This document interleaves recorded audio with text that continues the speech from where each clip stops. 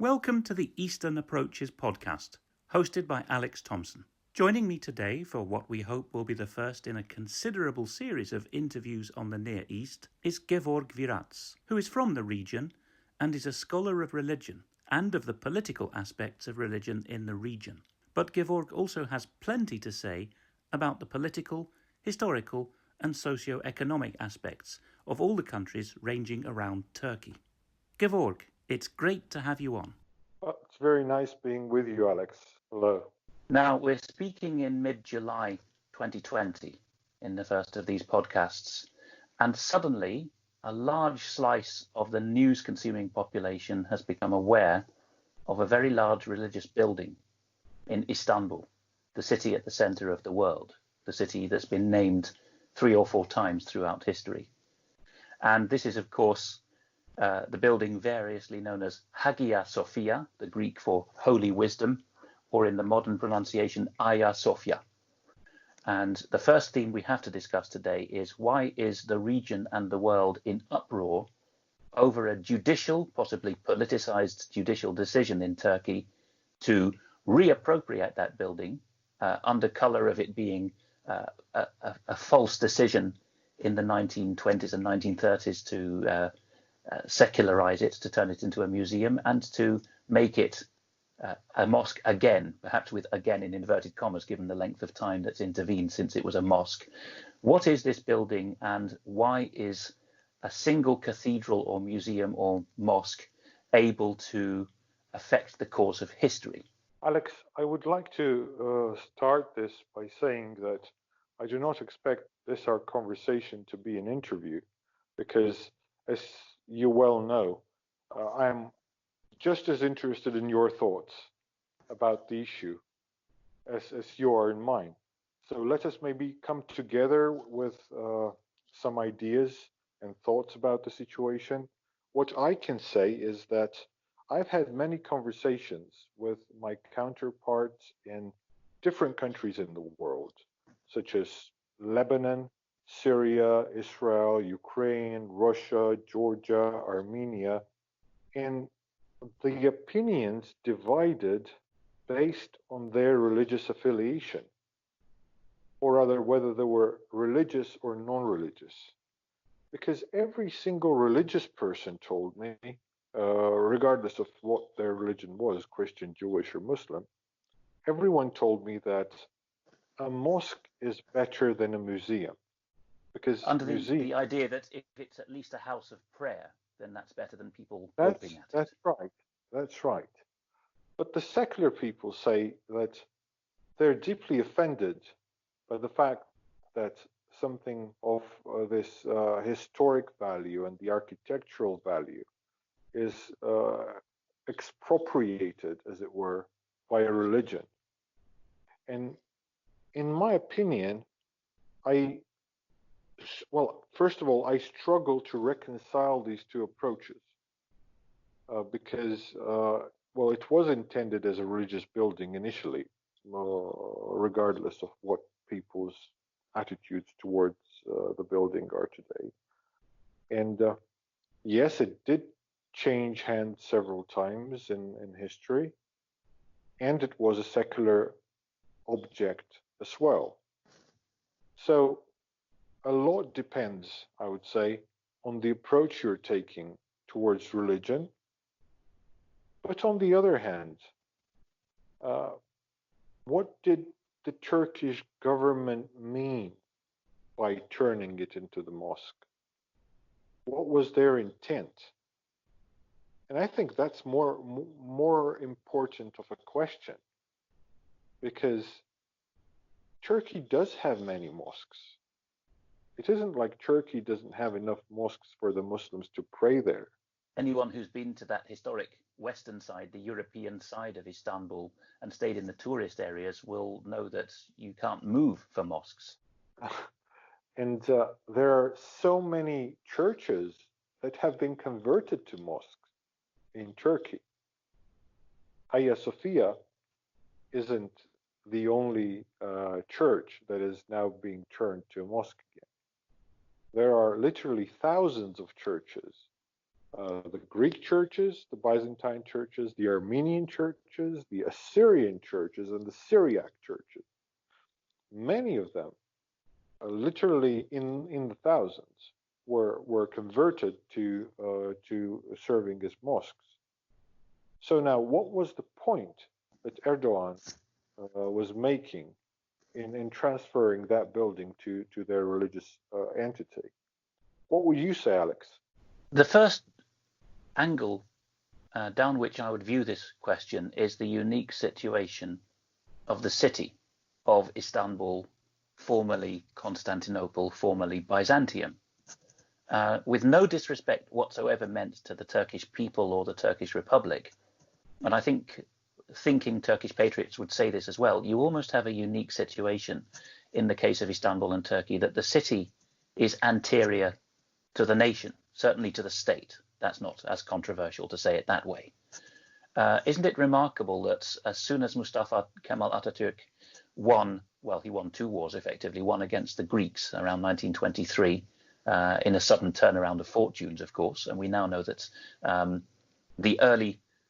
the nascent Soviet communist state was actually backing that, much to many people's surprise, and behind them, of course, London and New York bankers. That's just one angle.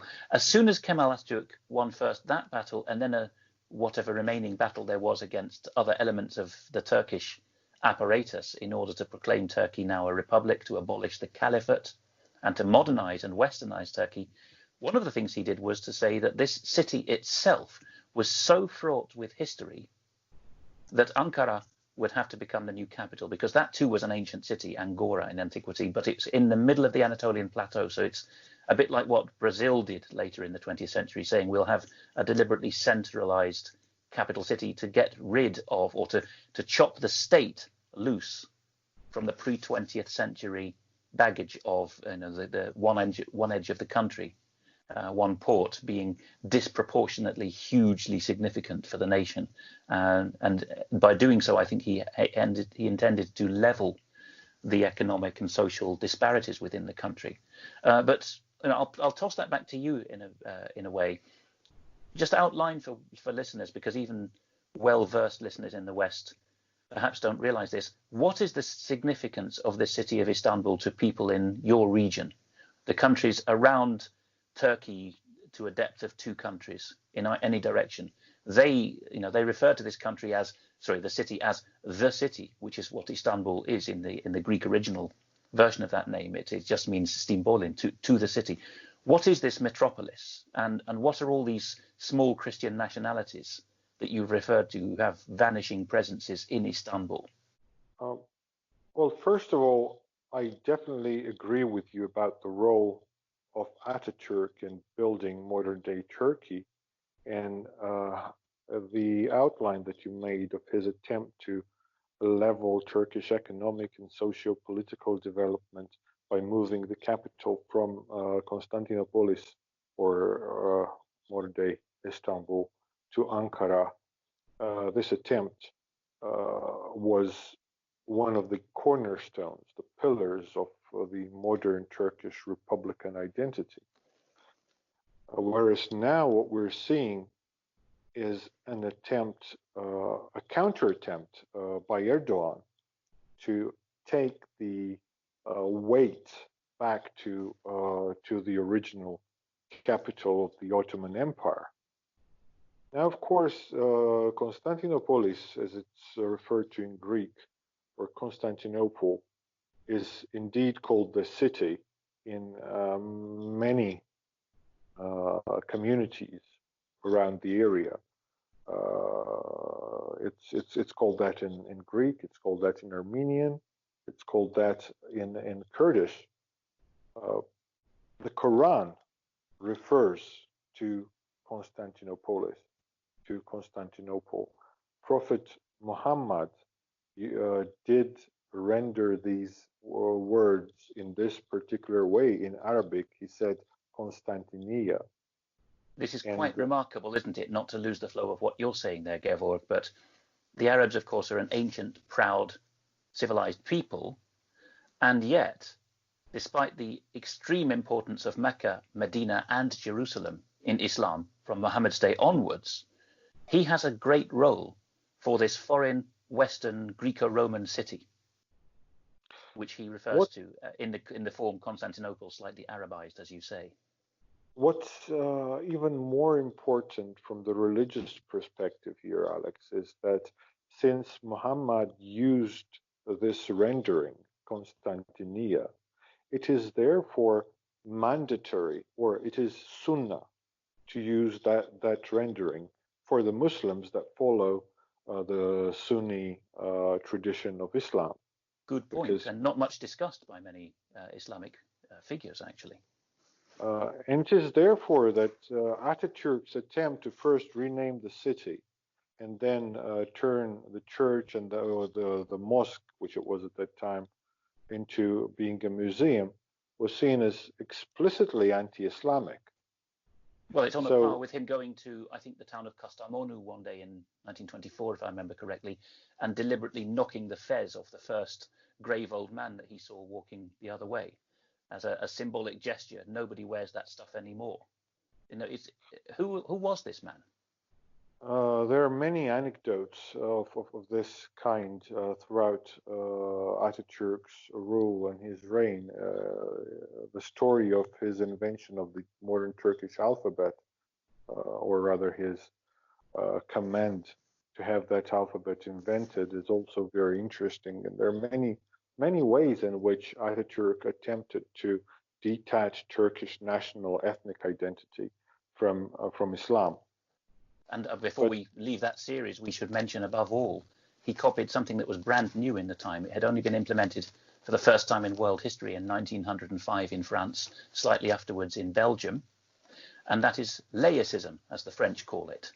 A policy of government, should we say aggressive government secularism, not the separation of church and state as provided for by the US Bill of Rights, but much more akin to government not recognizing religion at all, even less than the French Republic does or the Kingdom of Belgium does. Well, I would slightly disagree here, Alex, because as you know, in the Middle East, things are very often not what they to be. It True. Doesn't look on the outward, kind of on their face side, it does look like French laicism. But what Ataturk effectively did is that he established a system that took over the whole religious body of the Turkish people, their whole Islam, and is appointed every imam, every Muslim scholar was indoctrinated in a new way to fit that agenda. That has been done in France. There was an attempt. That's a state creed. Of course, the French Revolutionary Republic did try that in the 1790s, didn't it? The worship of pure reason, and soon abolished it again. And even came to an agreement when they incorporated Alsace and Lorraine into France after the Franco-Prussian War and the First World War. But even before the First World War, they came to an agreement, didn't they, that France would fund the Protestant ministers in those territories, in apparent contradiction to the laicism they'd introduced. It's a very Western European way of doing things, very different from what you point out with Turkey, where this body, known by the word Diyanet, here in the Netherlands, where I'm speaking from, everyone knows that word, Germany, Austria, because these are the men who literally write the contents of Friday sermons for every mosque in Turkey and in the Turkish diaspora, including especially in Western Europe. Well, interestingly, there was a period in Turkish history when even the azan, the call to prayer, was performed in Turkish. I didn't know that. Oh yes, under Ataturk, they attempted that throughout the country. They reverted back to Arabic, but there was a period of time, there's quite significant, when they offered their azan in Turkish. Moreover, they attempted creation of the Turkish Orthodox Church. They found a Turkified Greek who was, I think they were converts to Islam, or a supposed sort of conversion. Sort of revert. They've reverted them back to Orthodoxy in order to produce the Turkish Orthodox Church, and the liturgy there would have been in Turkish.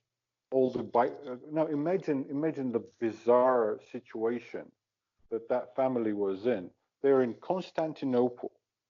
They're Greek. They've declared their Islamic faith just in order to be spared from the sword, as it were. And then they are asked to revert back to their Orthodox faith, but in a way that would reflect their new Turkish identity. So these Greeks are then having to chant the liturgy in the Turkish language, and instead of praying for the patriarch, they're praying for President Ataturk. Not quite, but well, they were definitely praying for Ataturk, but not instead of the patriarch. They wouldn't recognize that patriarch. Actually, that Greek person was made the patriarch of the Turkish church. It's a very interesting story. But now, what the point I'm trying to make is, just to cut the long story short, is that whatever Ataturk has been doing throughout his rule and then throughout his legacy, there was a president of Turkey, I think 3 presidents down the line from Ataturk, called Adnan Menderes, sorry. After whom the airport is, or at least used to be named, in Ankara, I think.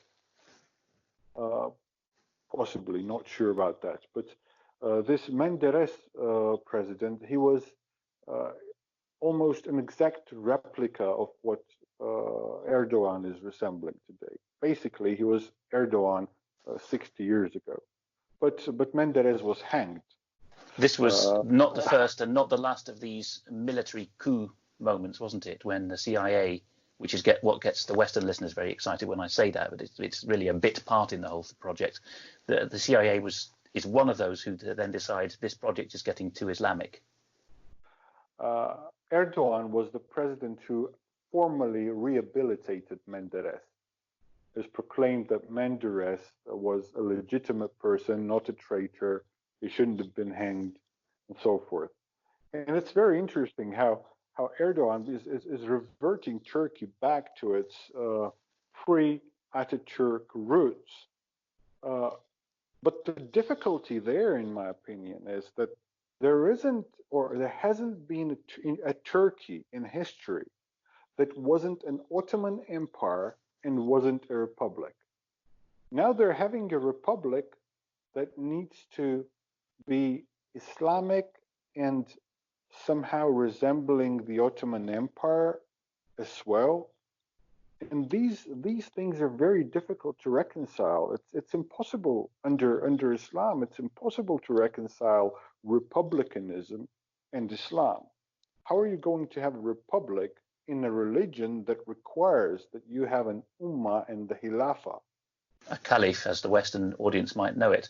And of course, it was Ataturk's decision to abolish the caliphate that maybe laid a false trail for some people, that they thought that he was directly going to replace the caliph, but apparently not, because what the version that's triumphed with Erdoğan, it seems, is as a restoration of the khilafah. Of course, if you're an empire, you have overseas territories, and so we see the resurgence of Turkish interest in the North African littoral, particularly with the energy politics and associated military actions going on in both Libya and more particularly Syria, along with a great deal of plunder, as the politicians in Aleppo in particular have been pointing out, wholesale plundering of industrial plant and oil and taking it back.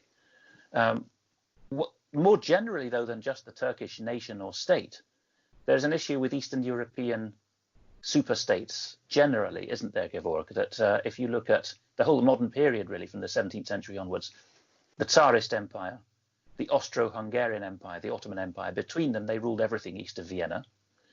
And all 3 of them had a concept of, we have a royal family, it has a state creed, the bureaucrats and the capital city, or those who are important in the capital city, are in that creed. But there are many territories where there is another ethnic group with another religion, and these have to be formalized, and it has to be written on their internal passports, which all these Eastern European empires had. So in the Tsarist Empire and continuing through the Soviet period, you're a Soviet citizen and you have an ethnicity, or a nationalstvo, as they say. In the Ottoman Empire, you're a subject of the Caliph or Khilafah, but you also have a milliyet, a national affiliation, a regulated one. Austria had something quite similar, all basically regulated by a police state and regulation and bureaucracy. Isn't that a major plank of how Turkey or any country in that region now has to deal with the diversity in its midst, finding a way of regulating and channeling the various affiliations of the citizens? Well, I would say that one of the main differences between the Ottoman Empire and the modern day Turkey is that modern day Turkey doesn't have that many minorities to incorporate. That's quite a euphemism for certain things that went on in the 1920s, isn't it? Well, precisely.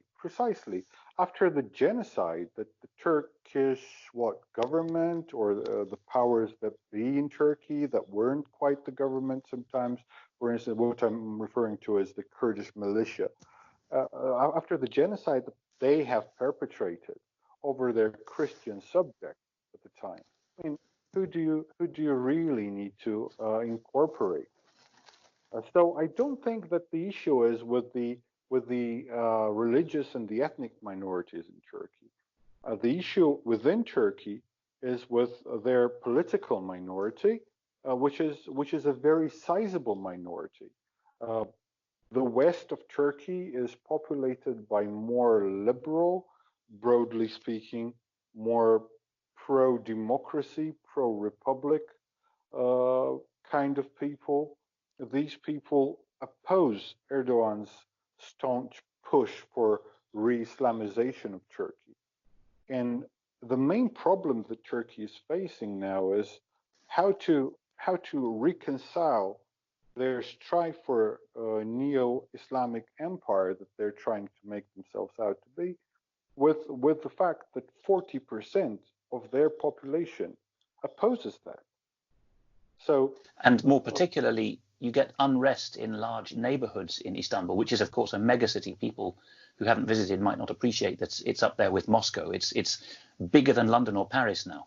It's Europe's megacity in many ways, and it has continued to be flooded with former peasants of either Turkish or Kurdish ethnicity who've come in from the Anatolian plateau and the east of Turkey.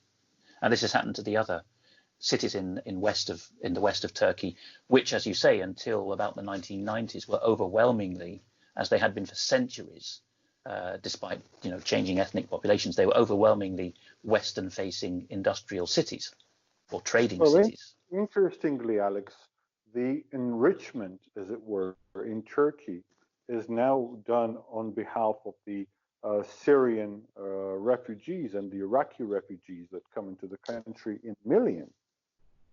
So they do bring their own addition to the whole Islamization process, because of course the Muslims in the Arabic countries are more fervent often in their following of Islam. Yes, because even within Sunni Islam, the Turks, those who were not Alevis or who were actually mainline Sunnis, were more relaxed about the role of women, women's dress, and the content of preaching than the Arab co-religionists were. Absolutely. The division in Turkey, vaguely speaking, is east against the west. Western Turkey, everything nearer Europe, and everything on the southern coast near Antalya and area is quite relaxed. Open to business for Russian tourists in bikinis, to put it in shorthand. And English and Irish beer lovers too. Central Turkey is a lot more conservative. And then there's the bit that people don't think about in the map in their heads, which is that Turkey extends as much eastwards from the point where the Mediterranean stops or turns southwards as it does to the west. That peninsula of Asia Minor is only half of Turkey geographically, isn't it? Geographically, you're very correct. However, population-wise, most of the population is in the west. All the former Armenian lands, for instance, now hold about 10 million people, and that's 1/3 of Turkey. So geography and population density are not do not correspond evenly. No, you have in the East is a more or less traditional upland society, isn't it? It's not got the topography or the location in the world to form large cities. That's right. It's the highland, and you cannot fit too many people to live there. However, let's turn from Turkey's internal situation to what its external aspirations are, because I think these are interconnected. Turkey is reverting to its historically Islamic past inside or within, but what does it do on the outside? And you have mentioned some of these things already. For instance, the efforts that Turkey is making in Libya in order to gain ground on that territory. But let's look at some other places as well. For instance, what do you know about Syria? How heavy is Turkish presence in Syria? Well, we are closely allied with 21stcenturywire.com. Patrick Henningsen has made several trips to Syria, and likewise Vanessa Beeley, who these days mainly, I think, writes for thewallwillfall.com and has often appeared on UK Column News. And we know from them, and they would be the first to say, don't give them all the credit, look at their Syrian informants, and some quite senior ones like Faris Shalabi MP, the independent politician for part of Aleppo City. They have all pointed this out, and just generally people being interviewed from East Aleppo, from Damascus, as the, what shall we say, the insurgents of questionable origin have moved out, the people left behind on the streets have said, and they don't appear to be wanting to stoke ethnic tensions by saying so, that Turkish-speaking gentlemen came in while we were under terrorist occupation and moved our stuff over the border. Well, there you have it.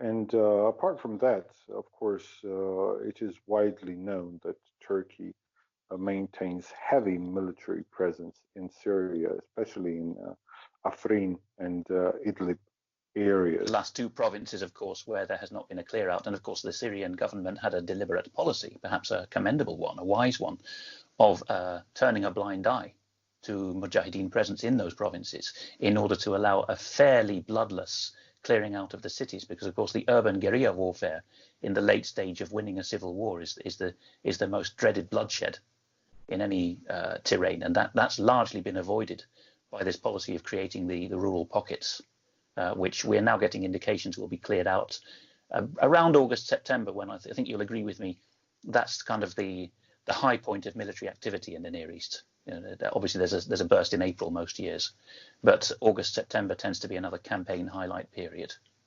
Well, I will not be anticipating any of the events, but from my point of view, I also expect Syria to heaten up a little bit. And I mean, how much worse could you become from being Syria today? But I think there's still way to go, and I think the Russian influence in Syria is destined to grow, but so is the Turkish attempt to establish their presence in Syria once and for all is going to be reinforced. Let's bring the Russians into this, Gevorg. Depending on what happens in Libya. Libya, absolutely. And of course, the other talking point in the Western mainstream media right now is the idea that Russian contractors, as elsewhere in the Maghreb, as well elsewhere in North Africa, Russian contractors are mercenaries, basically, are doing all of this dirty work, which is probably inflated in the telling.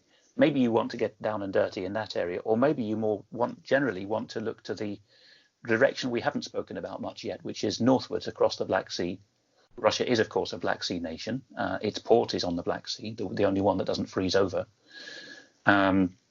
Sevastopol, which, of course, together with the rest of the Crimean hinterland, has now been annexed by Russia. We probably don't want to go down that path very much, but more generally, the significance, let's bring it back to the city that we started with, the significance of Constantinople, alias Byzantium, alias Istanbul, for Russia, symbolically as a capital of Eastern Orthodox Christianity, and strategically. How far do you go along with the alternative Western historical thesis? I think it's quite common in German dissident circles now, as well as Russian dissident circles, that Britain and France contrived to destroy Russia in the Great War by making her an ally rather than an enemy, using the Germans as a battering ram against her, and using the false enticement of control of the Dardanelles or of the city of Istanbul as a prize. I mean, sometimes this degenerates into a religious cod argument that the Tsars only had to have Istanbul dangled in front of them, and supposedly they thought, well, this is the holy task of Mother Russia, I must regain this mystic city, which I don't buy. But what do you think was the thinking in the leading years to the First World War in Russia? Did they really want to control Istanbul? Well, definitely. Of course, the Russians want to control Istanbul. It's the straits that are and have always been important to Russia. But let me give you this conversation that I had with an advisor to one of the very senior Russian officials. It's a very recent conversation, and it happened after this declaration of conversion of Hagia Sophia into a mosque. I did ask. He said, "Well, what is your feeling as a state?" Of course, there's official statements that are made, and they're cooled down. But I was wondering about the feeling that the Russians had about this happening, and he said that one of the officials told him, one of the Ministry of Foreign Affairs officials told him that now that they have Crimea as a part of Russia, what they should perhaps consider doing is, you will know, Alex, the city of Chersones. It's the ancient Byzantine city on the territory of Crimea. Yes. They said what they should consider doing is proclaiming a Byzantine republic in the city of Chersones, then adjoining that city to Russia, and then laying claim to the whole Byzantine territory, or something like that. It's a very Russian move, isn't it? Because, of course, to them it would be a poetic. I didn't mean to cut you off. It would be a poetic reversal or rhyming of history to the Russians, because for those who don't know, Crimea and the adjoining steppe or grassland just to the north was a bad land, ruled by the various bands of Cossacks for centuries, Zaporozhye, that area. And many of the stragglers who were left behind by the Golden Horde of Turkified Mongols when they had first of all adopted Islam and then stopped plundering, they were sitting there, and Crimea was a thorn in the flesh of all the Eastern Slavs for centuries. And many of the cities in that area continued to regard themselves as the mistress of the whole Black Sea, or right down to the Straits, the Dardanelles, for a long time. So that the connection between Crimea and the Istanbul area of the Straits is very deep. The point there is that this particular area of Crimea was part of the Byzantine Empire at the same time as Constantinople was the capital of the Byzantine Empire. So the logic there, the reasoning there is, why don't we have this little strip of land, proclaim it a successor or a legal successor of the Byzantine this is Russia's Empire. use of international law very cleverly. Yes, successor state, which of course they are for the Soviet Union. They are, and for the Russian Empire. But because they have this grip over the ancient Byzantine territory, they could say, well, this particular piece of Byzantine territory is now the full legal representative of what the Byzantine state was. So this is the heir to Constantinople, Hagia Sophia, and everything else. Well, this would also be a reverse Kosovo maneuver, wouldn't it? I mean, Putin made good in the first instance his threat to the Munich Security Conference of 2007 that he would recognize Abkhazia and South Ossetia as a quid pro quo for the recognition of Kosovo. He made good on that the next year in the aftermath of the... I want to underline that the whole of this discussion was brought up jokingly. It's not anything that they consider seriously. No, I mean, this is how Russian diplomats are. You and I know, of course, they have learned quips among themselves, but that tell rather interesting points, sore points, illustrated by these geopolitical jokes. That's the Russian way, isn't it? It is. You're precisely spot on here, Alex. But I was interested in the feeling, and of course, the feeling is anger, to put it mildly, because they could tolerate the museum because half of the Russian churches are still museums from the Soviet era. So that isn't, having a church as a museum isn't offensive, because you can enter as a Christian, you can go into a museum and pray there, and nobody would ever, hinder that. But if it's a mosque, then as a Christian, you're not allowed to pray to a God that you believe to be Trinity. You cannot do that in a mosque under the Islamic terms, and that's very offensive to the Christians, because that's the church, Hagia Sophia, is the center, the very heart of what the Russian Orthodoxy is. And of course, for centuries, there were pilgrims from all over the Western and Eastern Christian world coming to that very building, weren't there? Well, up until this COVID pandemic, there were many groups that went to Constantinople from Russia. They went there from Bulgaria and Greece as well. And I was able to witness personally these pilgrims come into Hagia Sophia and pray there, which they wouldn't be allowed to do under the new legislation and under the new status that this building has, because, as I've mentioned earlier, the regulations for behavior in mosques prohibits that. In closing, shall we do a tour d'horizon, as the diplomats sometimes say, a scan of the horizon, perhaps starting in the West, in the Balkans, where Turkey has unfinished business with the West, going back to the sick man of Europe period. In fact, before 1900, certainly after 1900, these countries emerging from Ottoman rule, and since the mid 2000s, there's been this great game being played between Russia and the West in the largely Eastern Orthodox, largely Slavic area that is the Balkans. Let's start there and work around clockwise, shall we? And when we get to the far east of the equation, Armenia, Azerbaijan, there's a war going on there right now. But try to encapsulate how you see Turkey's ambitions right now. What I find puzzling is that Turkey joins every fight it's invited to at this time. It was definitely not the case under the previous administration, under Ataturkish or Ataturkian, whichever Kemalist, would I be more think we correct, normally say, or Kemalist, under that government. But Erdoğan, he is present in Bosnia. He has his military advisors, so-called advisors in Bosnia, and they're equipping Bosnian Muslims against the Christian Serbs in that area, which, in my opinion, is contributing to hindering peace there.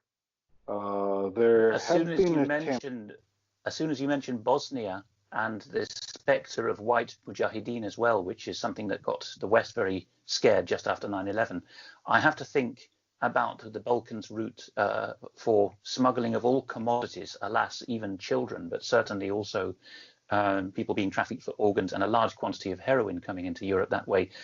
And if you look at some of the whistleblowers from inside the FBI and NATO, they talk about Turkey being a decades-long major partner with the British and American deep state in the running of that. Would that explain the emphasis of the Turkish state on having a presence in Bosnia? But Bosnia isn't the only state where they have such presence. If you look at Kosovo and Albania, you will see that the Turks are not only heavily present there economically, but they're also present there militarily. Yes, and Professor Dr. Olsi Yazeci has again given many interviews to outlets closely associated with us, certainly 21st Century Wire, and has made this point that even that they're now even importing Mujahideen Khalq rebels, Iranians this is, into Kosovo and Albania proper, and training them there under what seems to be pretty close CIA or British tutelage. Also, there is pressure over North Macedonia and Serbia from the Turkish government. And this is done under a very interesting scheme. It's involving Azerbaijan as well. And you will recall, Alex, how brilliantly Dilyana Gaitangieva from Bulgaria has exposed all the trade or illegal trade deals that the Azeri government and the Turkish government and the Serbians, or the Serbian government, had in laundering billions of dollars and smuggling armor in Syria. This was a big shock because, it seemed at first glance that Dilyana's brilliant work was exposing a recapitulation of an Iran-Contra situation that the Brits and Americans have long had, where Mujahideen have men and weapons dropped off for them in convenient edges on the zones on the edges of war zones. But there seems to be more to it than that, because the more we look into it, and the overlap with COVID fascism is quite close as well, we see that the Eastern Orthodox Slavic nations of the Balkans have gone full dictatorship with regard to lockdowns. Interestingly, the people have risen up against it in all of these areas and have told the governments, reverse it now or we will depose you.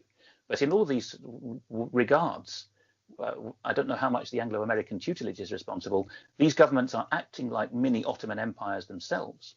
Oh, that's very correct. That's very correct. You get free from an empire, and then you resemble that empire in a mini dimension yourself. That happened to many countries across the world, including not least because of communism being all that they knew. Well, it doesn't have to be that particular situation. It could be, for instance, look at Ireland. They're a state that has proclaimed independence, fought for it, and now they're a reflection of what Britain used to be 50 years ago in terms of their political establishment and their pro-European approach and so forth. I think it happens in many different places. You, as a newer country, you take all your heritage from the older country and apply it on your soil in the way that you're able to implement it. But let's go down from the Balkans, and we'll see that Turkey has serious problems with Greece over the islands, over the shelf, over the Cyprus issue that has been unresolved now for more than 40 years. It's unbelievable how Turkey and Greece, both NATO allies, can go to a point in their relationship as that of yesterday, when Greece declared mobilization of its army because they were expecting an attack from Turkey. This is unbelievable, but this is the reality that we're living in today. In very broad brush terms, the Greeks would probably win in the air, but the Turks on the ground, if it came to this unthinkable thing of a war between two NATO allies. But particularly unthinkable because, of course, an Article 5 commitment would, in theory, oblige every member of NATO to fight for both sides in that war. Well, I don't think NATO's Article 5 is going to apply, because Article 5 applies to external invasion. Right. But I would definitely be able to name the country that would win that war. If Greece and Turkey started the war, Russia would certainly win it.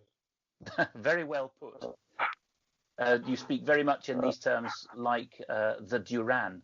Of course, that duo is made up of a Greek and a Cypriot, so they have a very close interest in reporting on this issue. But everything in Greco-Turkish relations has to be seen through a Russian prism, doesn't it? Well, we have mentioned that in talking about the Hagia Sophia church that's been now made a mosque. But let's go further south and let's see what's happening in Libya. Okay, so we're going anti-clockwise or counterclockwise to our American listeners. Yes, let's go across the Mediterranean. What's going on in Libya right now? Again, as you were saying a moment ago, the break with Kemalism, which was an attempt not to have a row with any of the neighbours and to have good intelligence on all of them, is replaced by this partisanship and being a kind of a defiant Athanasius character in the Near East, because Turkey has now thrown all caution to the wind and taken up with one of the sides in the Libyan civil war, in defiance of Russia and NATO, and not just NATO generally, but more particularly the French and Italians, the powerful navies in the immediate vicinity, who can resupply much more easily than Turkey can. I would like to mention the difficulty with Egypt, particularly, that Turkey has at the moment, because what interests me in all of this is, of course, Egyptians, they have their ambitions and they have their view of their region, because Libya is bordering them, and Sirte, the city where the Egyptian president Sisi has drawn his famous red line, is the westmost point from Egypt that would be required to be peaceful in order to keep Egyptian stability. But let's look at Egypt itself. It's a nation of about 100 million people. It's an economic and cultural powerhouse for the Arab world, and it was the motherlode of resistance to Turkish Ottoman rule for centuries, even long before the Arabian Peninsula was. Absolutely, that's right. But Egypt is also the only viable Arabic state in the world. Ultimately, yes, because of course the Syrians were the most progressive secularist of the Levantine Arabs, and what did they do from 1958 for 2 years? Ally with Gamal Nasser's Egypt. That was the one attempt they could have to have a united Arab republic. Of course, it fell apart in the same way that Pakistan did, but it indicates that Egypt is the center of Arab statehood. Syria does not exist as a whole entity anymore, so we cannot really call it a viable state. We have Saudi Arabia that is a country based on their oil produce and oil sales, but we must recognize that if, God forbid, anything happens in this region, Saudi Arabia will be completely destroyed within a matter of hours, if they resist very hard, then it will take days, and then Iran will have them completely destroyed, because they're not, as a country, they're not able to resist any meaningful or any serious attempt to take them over. What other Arabic state or Arab state is able to protect and defend themselves against major powers? I don't think there are many. There was Iraq. Yes, Iraq was the only one, and of course, I'm not going to get into a pro and con discussion about Israel in the region here, but any military analyst of any affiliation looking at Israel fighting the Arab states in 67 and 74 points to this. And under Saddam Hussein, Iraq was getting to the point of having, again, because it was a state socialist regime like Syria, a Ba'athist regime, they were getting to the point of having effective control and knowing that all the colonels were going to turn up for battle and be obedient to the general. But of course, that's no longer. What's interesting about Egypt, Alex, is that Egypt, just like any other state, any other Arab state in that region, they have coups, they have protests, they have problems and demonstrations and all sorts of those things. But Egypt doesn't fall apart like all the others do. No, whenever there were because even in antiquity, the reason why Egypt became a civilization is because it had enough bulk, enough density, that a palace coup could be absorbed, that the civilization would just carry on. Didn't make much difference to the common man. Okay, just 2 days ago, the Egyptian parliament adopted a resolution permitting the Egyptian government to use their military force outside Egyptian borders, which means that Sisi's hands are now loose to protect Egypt's interest in Libya. So are you basically telling me in outline that all of Turkey's really significant neighbours have just this summer authorized themselves to take action against Turkey militarily? Absolutely. But I was going to say this. I was going to say that yesterday, very interestingly, France, who's Turkey's ally in NATO, furnished Egypt with anti-missile systems and aircraft, military aircraft. And it's not long since Russia did the same with sending S-400s to Egypt. Well, Russia isn't Turkey's military ally. Let's put it that way. France is, and France is supporting Egypt in this situation with Turkey.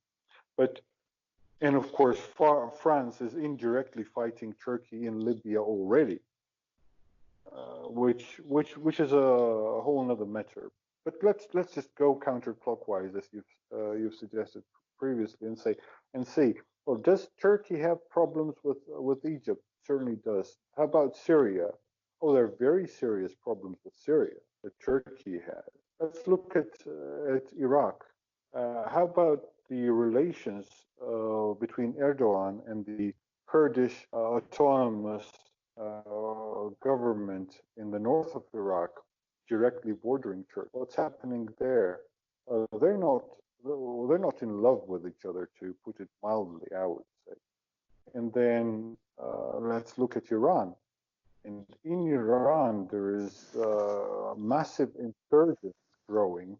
In the insurgencies, the Azeri Turkic nationalists trying to establish their own government over northwest Iran.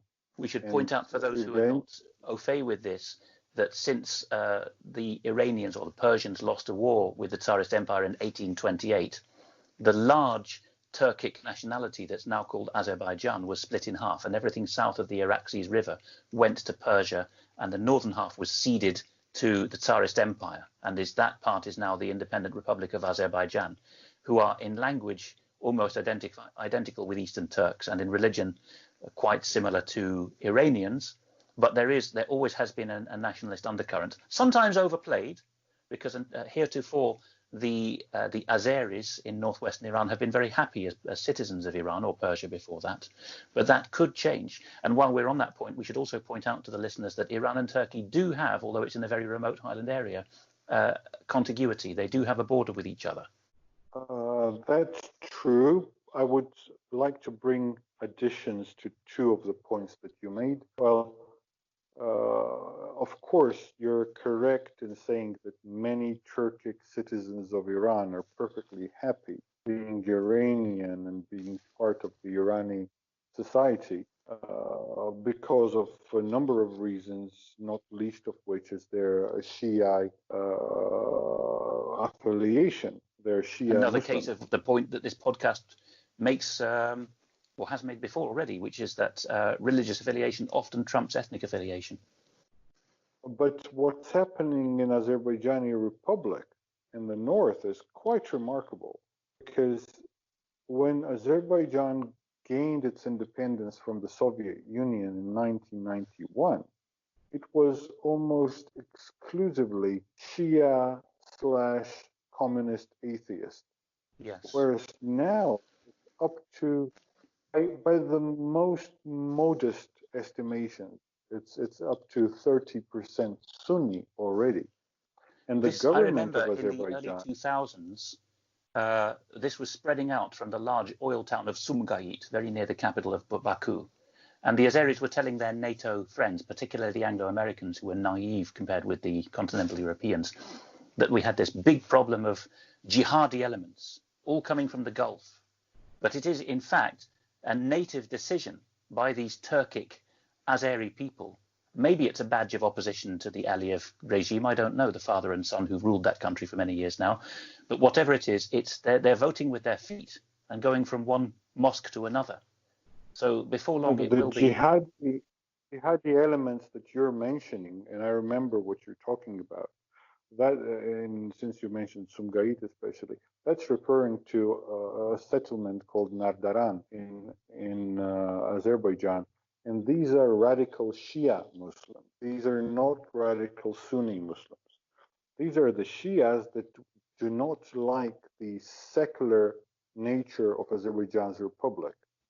So this is not the same as what I'm trying to explain here.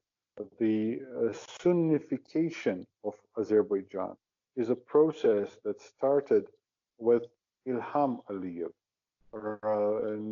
not his father, not Heydar Aliyev, but Ilham, the current president. And it's an ongoing process because overall it seems that Azerbaijan's international priority is to eventually merge with Turkey economically, politically, militarily, and religiously as well. And this is what they're trying to achieve in religion. They're deliberately promoting Sunni Islam in Azerbaijan, and they're restricting Shia activities because they're afraid of Iranian influence through the Shia religious system, even though the Shia Islam establishment is officially the established kind of Islam in Azerbaijan. But its powers are getting less by day. Sorry, Alex. This can flip because Iran was Sunni until the early 17th century, and then overnight, when the court went Shia, most of the population did, not overnight, but in historical terms, it only took a generation. So these things can happen within Islam as within Christianity, people transferring from one denomination to another. And this can have hardcore geopolitical ramifications, even while people still speak the same language as they did before. But while you mention that, Gevorg, you remind me that the smart money has long said that Turkey has sought through military and economic means, training and so on, to produce miniature versions of itself in a corridor that stretches east to the Chinese border. And they may again have Western banking elite support in this aim. But if we continue talking about the southern Caucasus region, where we've ended up, the eastern flank of Turkey, if Azerbaijan in a new Sunnified form, a pro-Turkish form, were to ship its oil to the west, which it already does, but to form a bloc with Turkey, a military bloc as well, two things have to happen.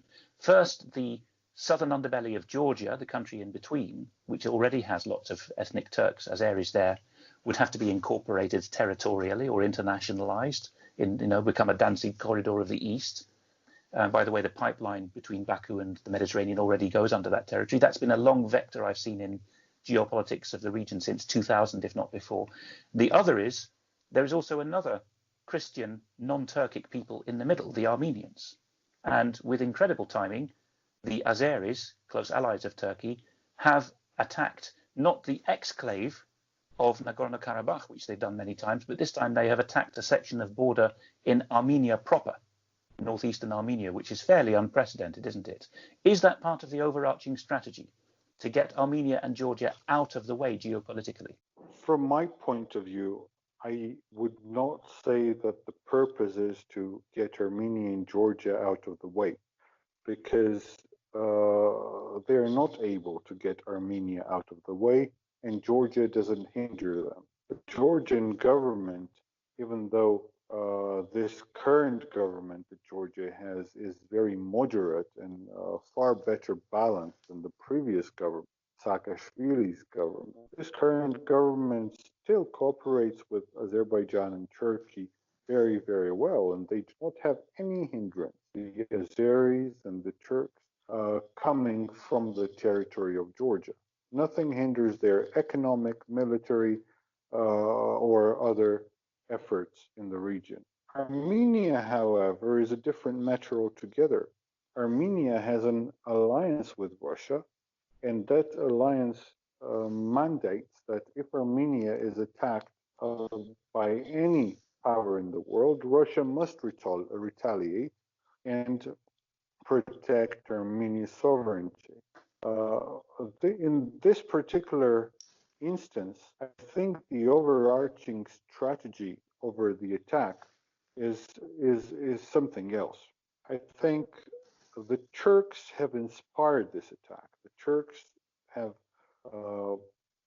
planned it and masterminded it for a number of reasons. Well, first of all, Turkish military presence in Azerbaijan is growing by day, and the Turks would like their new Bayraktar drones tested in situations where the missile defense system is very similar to what the Russians have in Russia.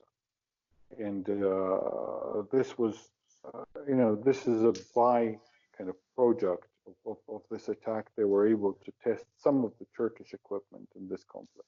But and didn't the Armenians manage to shoot down an Israeli-supplied drone, which has been the mainstay of Georgia and Azerbaijan's air defense for quite a while? certainly in aggressive The situations, is Armenians, Israeli-made drones, and now one of them, worth $30 million, was shot out of the air by Armenia. the Armenians shot down 14 Israeli-made drones. One of them costing $30 million, as you've correctly pointed out. But some of the others, interestingly, were not shot down, but landed. So the Armenians took over,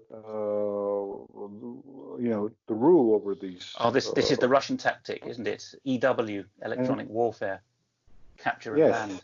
Armenia's prime minister recently kind of mentioned in passing that the Azeri efforts did not add to the positive image of Israeli machinery and drone making industry.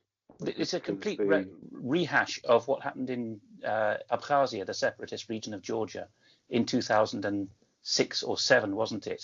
When an Elbit drone, again, Israeli manufactured, exported drone, got shot down, operated by the Georgians, and was shot down by a self-declared republic of about 100,000 people. Well, yes. So things in the Caucasus are not always very smooth and very easy, even for such powerhouses as Turkey. But what we're going to say here is this. Aliyev, Azerbaijani president, is a figure that tries to play it both ways, with the Russians and with Turks. He is somebody who studied in the Russian university, the Moscow State University, or Moscow University for International Relations.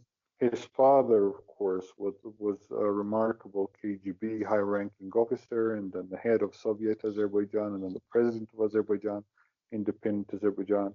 So he is heir to this famous Russian Azeri KGB dynasty, and therefore trusted by the Russian government. But he is also continuing Azerbaijani closer affiliation with Turkey. He is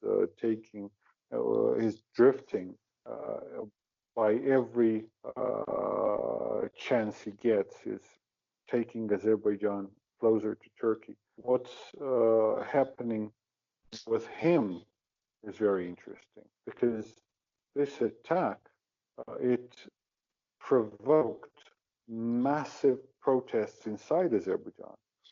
And initially, these protests were anti-Armenian, demanding Azerbaijan to go to a full-scale war with Armenia. But then a large portion of these protesters, they started demanding Aliyev's resignation, and they entered their parliament building and destroyed it up until third floor.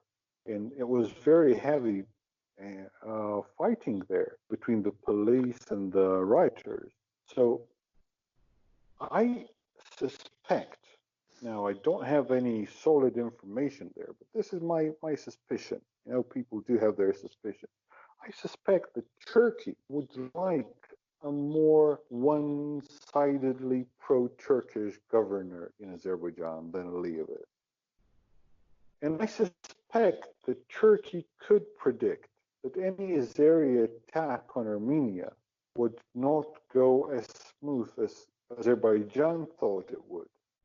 So I don't quite understand. I understand why Turkey needed it, this attack. I understand why the Armenians were able to protect themselves in this situation. What I don't understand is, what did Aliyev expect to gain out of that attack? It was not going to take Nagorno-Karabakh back by attacking Armenia's northern borders. That was not, it was not going to be able to do.